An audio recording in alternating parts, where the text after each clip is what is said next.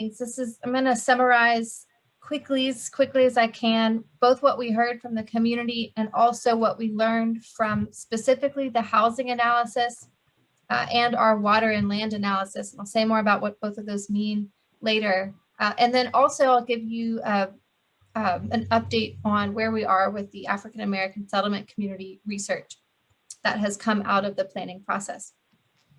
So first, what we heard.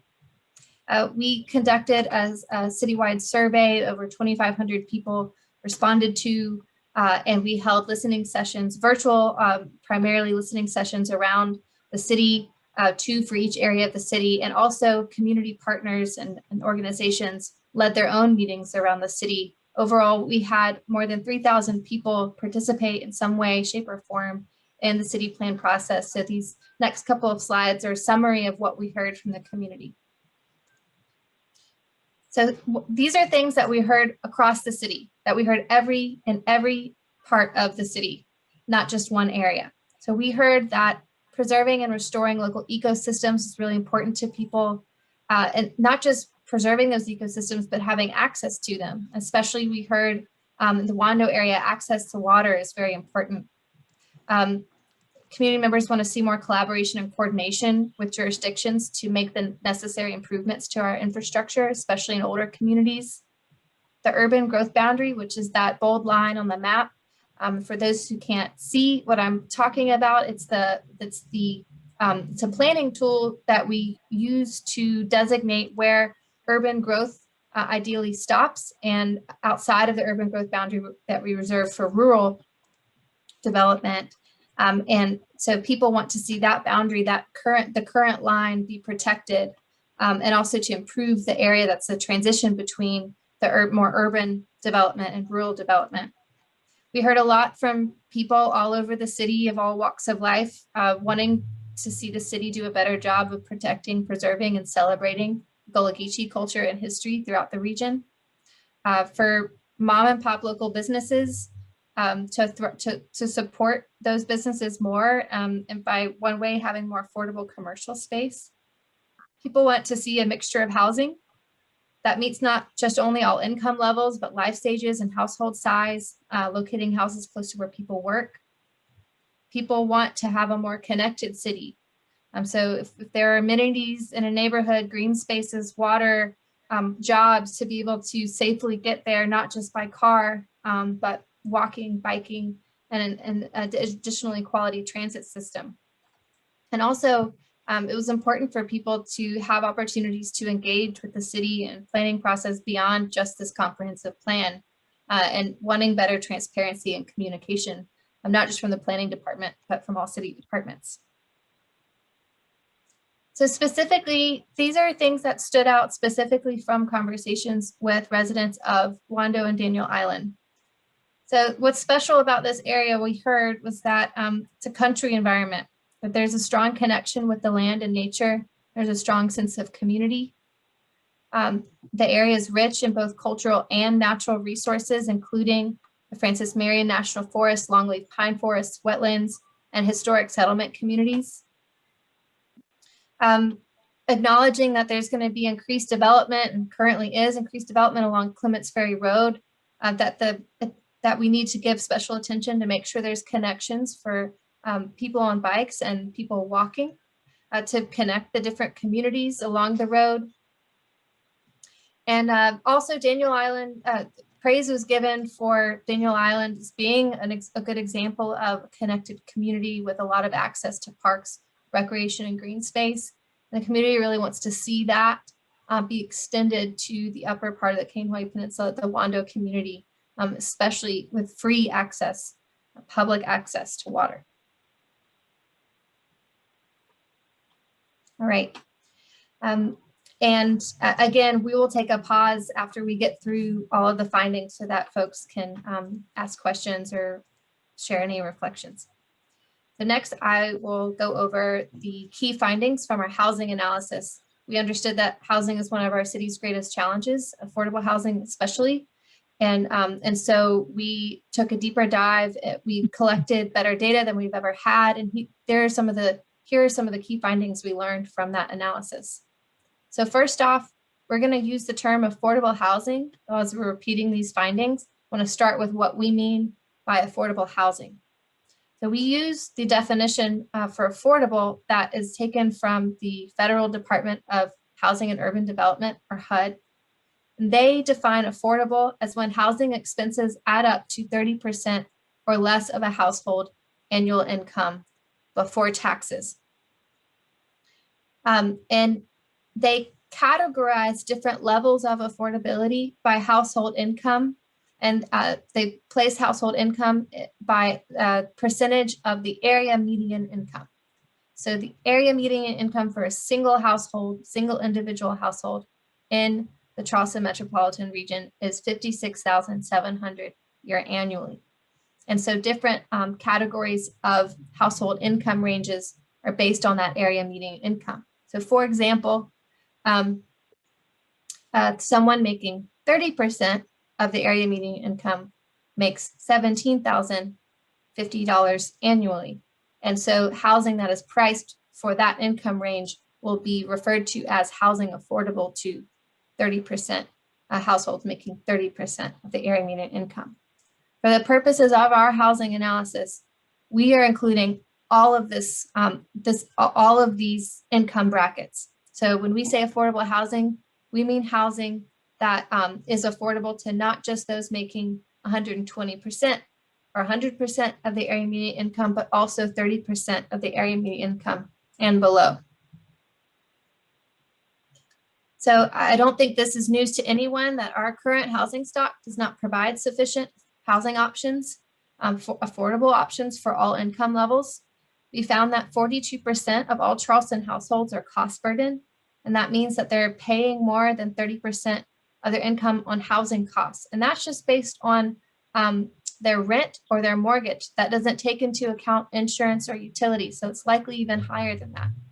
We also did a cross analysis to look at the that cost burdenness across race, Black and white households across the city. Neighborhoods with the majority of Black residents are more than twice as likely to be cost burdened as those with the majority of white residents. This is largely due to severe income gaps, income disparities in the city of Charleston. And the Cainhoy Peninsula, including Wando and Daniel Island, 23% of households are cost burdened. We also looked at not just housing costs, but transportation costs. So even if you find a more affordable place further out, you may be paying more in transportation. Cainhoy Peninsula, including Wando and Daniel Island communities, pay the highest amount on average when you include both housing costs and transportation costs.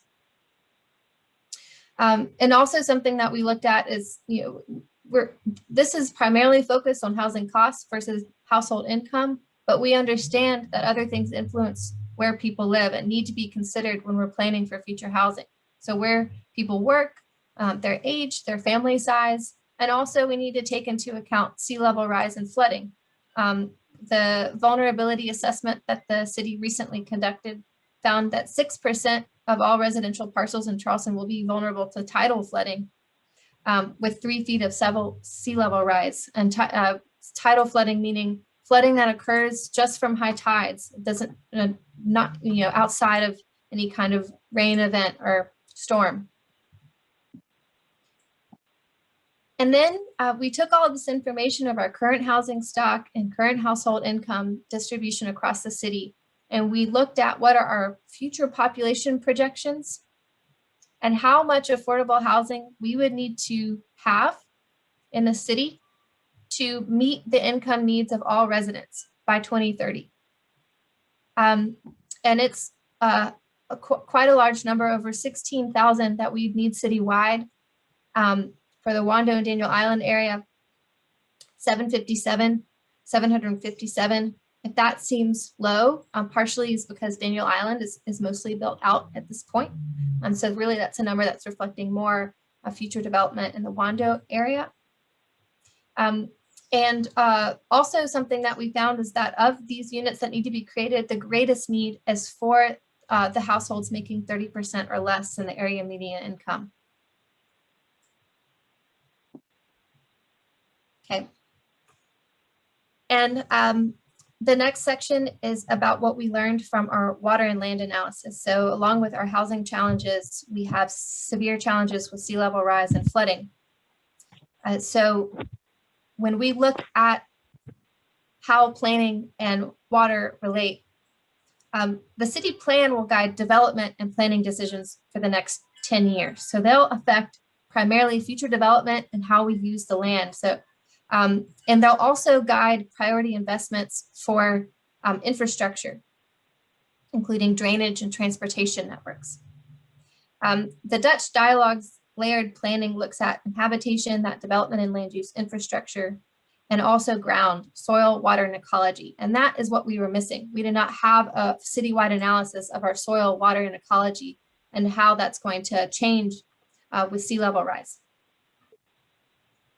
This is just a snippet of a lot more information, and we'll provide links and for you to read more for all of this. But this is one thing we wanted to highlight from this analysis, which is the elevation risk zones map that they provided us with for all areas of the city. And this is what we're using primarily to guide the land use recommendations that we'll go over later. So it breaks down the city into 4 different zones: high ground, where there's the lowest flood risk, and also where is the greatest responsibility to manage water and capture water. The adapt zone, where flooding, either due to rain or storm surge, is less common, but it's not impossible. The compound flood risk zone, where there's a mixture of flooding impacts from not just the tide, but also runoff and rainfall and the corresponding runoff. And then the tidal flood risk zone. This is the area where flooding is frequent. It can be independent from precipitation events. And also this is a dynamic area where with sea level rise, we're likely going to see marsh actually moving inward, called marsh migration. So this is a zoomed in version, picture of the map for the Daniel Island area at the bottom and Wando area. And for your phone callers, I'll try to do my best to describe this quickly. Majority of Daniel Island is the DAPT zone with the outer lying areas and a tidal flood risk zone and compound flood risk zone. And the majority of the Wando community, specifically along Clements Ferry Road and to the north near where it borders with the Francis Marion Forest, is in the high ground. And as you get closer to the outer edges of the land area, it moves into a small portion of a DAP zone and then tidal flood risk zone. Also, the Pine Field Yellow House area is mostly high ground with a small portion by 526 in the DAP zone. These are planning strategies that they are recommending for the city to apply in all areas, whether it's high ground, adapt, tidal flood risk, or compound flood risk. These are areas where these are planning and strategies that are going to be important for us to use in a variety of ways going forward. You won't see these in the land use recommendation, not all of these in the land use recommendations. Where you'll more see them is when we any updates to the future stormwater manual or zoning code, which will come after the plan. So we'll adapt our existing infrastructure and our buildings. We'll responsibly, where we do grow, do so responsibly and in the highest areas of the city, to restore and preserve natural ecosystems, not just in the low-lying areas, but also make sure that we're doing somewhat of that in the high areas as well, so that those areas are able to capture as much water as possible. And then in some instances, we'll need to defend in areas, especially like the peninsula, where there's a lot of development already and it's a highly vulnerable area.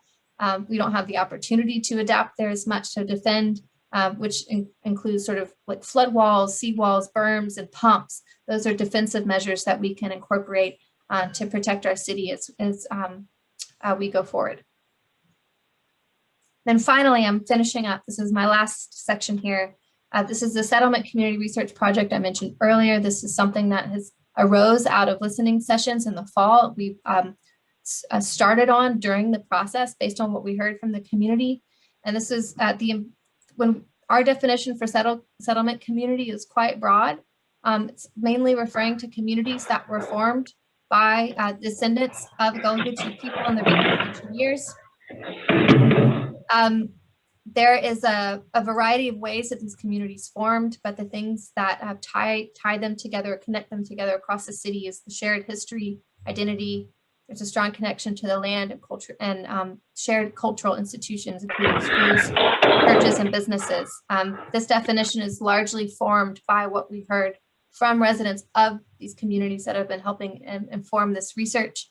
And the purpose of this research is to create a map for the city as a whole of where all of these communities exist and where they were historically as well, so that we can incorporate recommendations in the plan specifically for those communities. And we'll talk more about that later. So here is for the Wando community, pictures of where the ferry, both showing historical outlines in the orange and white, and also in the blues where those existing communities still are. So communities included on this are the ferry, Pinefield, Yellow House, Honey Hill, and Jack Primus, which you can't see the label on it, but it's on there, and Cainhoy. We'll stop there and take questions. Someone is, I'm trying to identify what caller that, what person that is. I don't know who that is. Someone, if you could put your phone on mute, we're hearing your background, your movement in your background of your call. Okay, thank you. Thank you, Chloe. So I would love to just, as Chloe said, we want to, I know that was a lot that she shared and she ran through that, and Chloe, you did have it at 15 minutes and like 52 seconds. So you did really good. We'd love to ask you to take your phone off mute, or you could even add your content into the chat. But what, if there are any thoughts that you have or questions based on what Chloe shared? And I just want to also add that Jim has dropped a link into the chat for the water analysis. So if there was any questions regarding what Chloe referred to as a further explanation of the details on that. I know this is a lot, so that you all are probably processing and taking, and we acknowledge that, but we wanted to make sure that we didn't leave anything out, that you at least got enough to feel like you could understand where we are up until this point. So is there any thoughts at all?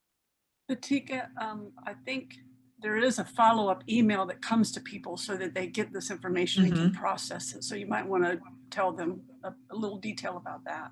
Yeah, we definitely. So it's actually been put in the chat as well. So if for any reason this is something that you want to take your time and process outside of what you saw with this little bit of time here, there will be a follow-up email that will be sent to you. It will have all of the links, the PowerPoint presentation, as well as all the links that you can refer to that have been shared with you this evening. And then there will also be a survey. So all of that will be in there, and there'll be a response email that you can reply to with any additional thoughts or questions. So if you don't have any, then we'll just go ahead and move on. And Christopher Morgan will go ahead and move on to the next part. And Christopher, if you can also introduce yourself too, that would be great. Sure. So I'm Christopher Morgan. I'm planning manager here at the City of Charleston. So happy to be with you all tonight. And we're going to talk a little bit about what all these findings up till now have led to in terms of land use recommendations. And attached are our select draft recommendations for land use and other elements. So a future land use map is a map that brings together these various aspects of the plan into a visual guide for land use and development in the city. It's an articulation of the city, of the community's vision. It's not exactly, or it is not at all a zoning map, but it does help the community make land use and growth management decisions now into the future. And it would lead to a zoning map ultimately that could be adopted by city council with new zoning for certain areas. Next slide. The water implications for land use are essentially to reserve the higher intensity land use categories for the higher ground zones. and assign the lowest impact land use categories such as conservation and parks to the areas within the tidal flood risk zone.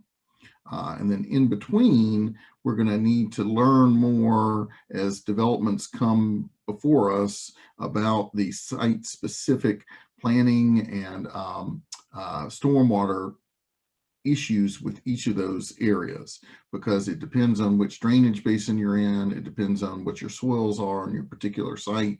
It depends on your elevation, that kind of area between the high ground and the tidal flood risk zone, as to what is the most appropriate zoning there.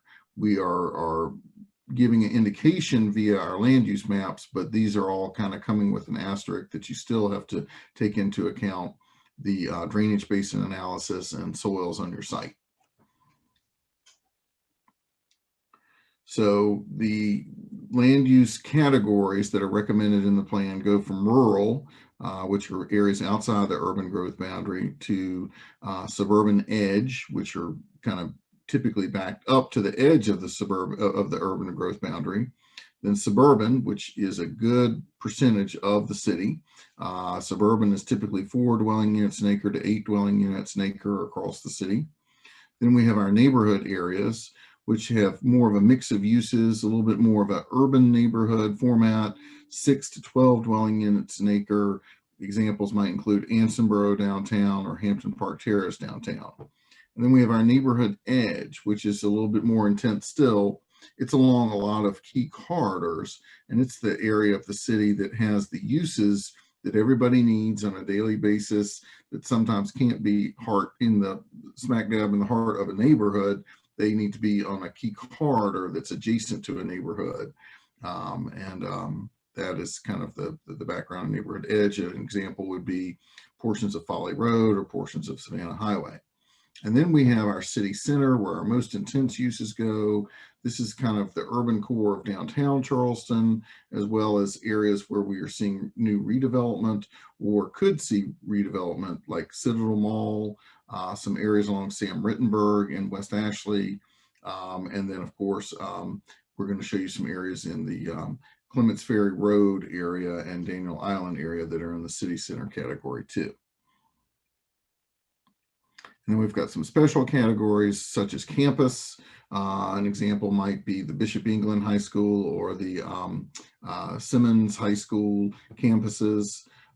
Job center are areas where we have a lot of jobs produced and would like to keep the job producing businesses in place. Some of Clements Ferry Road is in this category. And then industrial, definitely the Charleston Regional Business Park is in this category, and some other sites along Clements Ferry Road. And then areas that don't really have a lot that will go on them, the low impact and conserved areas, that's going to be low elevation lands and potential tidal flood risk areas and future marsh migration areas. There might be limited development there at, no more than say 1 unit an acre, but even then the houses will need to be elevated, probably on stilts, like in a park under fashion or something like that. And then we have, of course, natural and wetland areas that are completely preserved and cannot be developed. And then we have parks that can't be developed because they're preserved as parklands. So for the Wando Upper Cainhoy area here, this is the whole range of the land uses that we are recommending. The dark color at the center along Clements Ferry Road is the city center designation. That's mostly falling within the Cainhoy or Point Hope development area.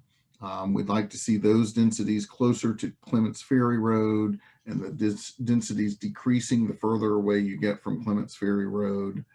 Then we've got some of the area, of course, the Francis Marion Forest is basically beyond our urban growth boundary, which is the dark line on the northeast here. And beyond that line is basically all either park or natural wetland area. The suburban edge area is at the upper portion of the Cainhoy development at the edge of the urban growth boundary. That's the area that kind of shows a little bit off-white or yellowish color. Then moving down Clements Ferry Road, you can see such locations as the area around Jack Primus. You can see Charleston Regional Business Park, which is in our job center designation. Clements Ferry again has city center on either side, so that we could have some degree of density along Clements Ferry that takes advantage of the fact that it's some of the highest land in the city, higher than anywhere in West Ashley, higher than anywhere on Johns Island, James Island, downtown. So we'd love to, if we're going to have some density, have it in higher areas like that around the city. Could we go to the next slide?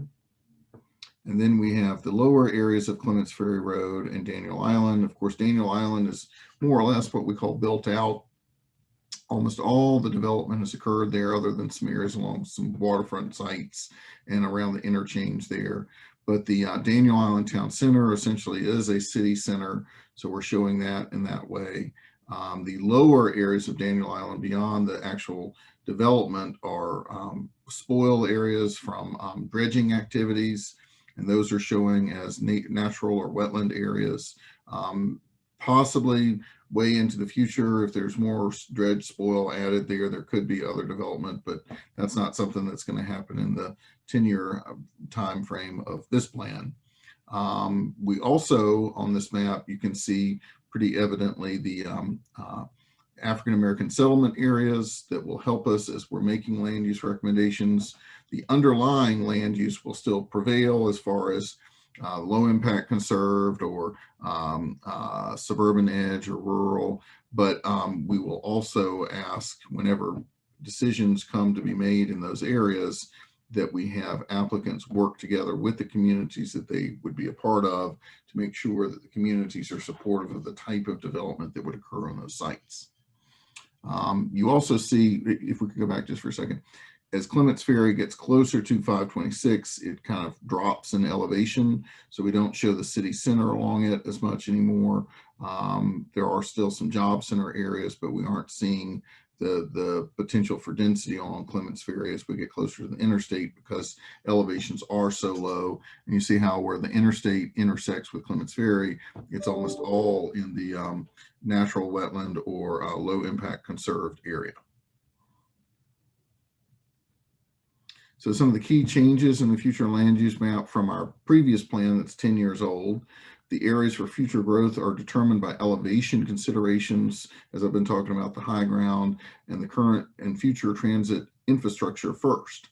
So, you know, because Clements Ferry is higher and because we have the potential along a road like Clements Ferry to have good bus transportation, that's why we've encouraged a little bit more density along that route as opposed to being further away from Clements Ferry, not having as much density. The neighborhood edge designation views the periphery of neighborhoods as a place for connection between the nearby residential area and major multimodal transportation routes. It replaces the highway land use designation that was in our 10-year-old plan, which viewed transportation routes as primarily destinations for automobiles. The low impact and preserve designation is a new land use category that was developed in response to the land and water analysis, and we were showing you that on the previous maps. And they identified areas in the city that are not appropriate for certain types of future development due to flooding, sea level rise, and marsh migration. The city center designation was previously the urban core or urban center and neighborhood center. And the desire or the idea with this is to encompass a wider variety of urban scale development that will vary in density and intensity. The neighborhood designation has most of the previously designated urban areas. And then, of course, we've added the African-American settlement communities to these maps. And for the Wando and Daniel Island area, the town center, as I mentioned, on Daniel Island has been not used, and instead it is designated as city center. And then the area along Clements Ferry with some of the high elevation has gone to city center, and hopefully can have some of that density and support mass transit and other transportation routes. And then we wanted to show everybody this map too that just shows the conserved and protected lands as well as parks. In this particular area of the city, of course, the most prominent is the Francis Marion Forest. There are a number of parks on Daniel Island. It also points out how there aren't parks along the Clements Ferry area, and that is something that we really want to address. Our city is also going through at the same time a new parks plan, and the Cainhoy Wando area has been definitely identified as an area that needs parks, and we will be working hard to incorporate those.